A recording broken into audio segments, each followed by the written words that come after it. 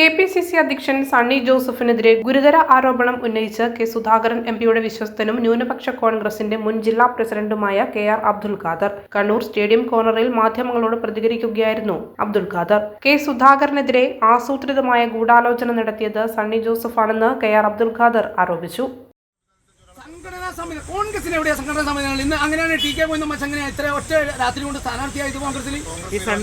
രണ്ടു മൂന്നാൾ തീരുമാനിക്കുന്നത് ഇതുകൊണ്ട് നടക്കുന്നത് ശരിയല്ല. സണ്ണി ജോസഫിനെ പരാജയപ്പെടുത്താന്നല്ല, സണ്ണി ജോസഫ് അവിടെ ജയിക്കൂല. എന്തിനു വിരോധം? സണ്ണി ജോസഫ് ഒരിക്കലും ഇല്ല. സണ്ണി ജോസഫിന് ഇപ്പൊ അടുത്ത് പോലും സണ്ണി ജോസഫ് എന്നോട് സഹായം അഭ്യർത്ഥിച്ചിട്ടുണ്ട്. ഞാൻ അദ്ദേഹത്തിന് പൈസ കൊടുത്തിട്ടുണ്ട്.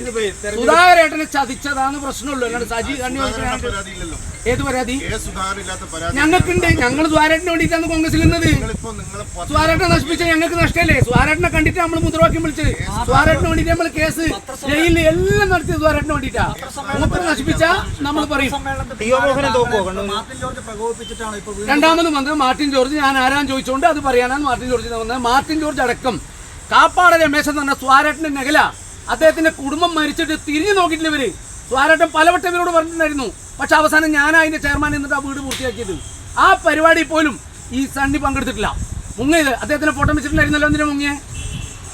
ഇതിലൊരു കാര്യം പറയാം, ഒരു തെരഞ്ഞെടുപ്പിൽ അദ്ദേഹം കണ്ണൂരുണ്ടായിരുന്നു. ലക്ഷക്കണക്കിന് കോൺഗ്രസ്സുകാരെ സഹായിച്ച സുധാകരേട്ടന്റെ നിഴലായി ജീവിച്ച കാപ്പാട് രമേശനെ മറക്കാൻ പറ്റുന്ന ആള് ചതിയൻ തന്നെയാണ്.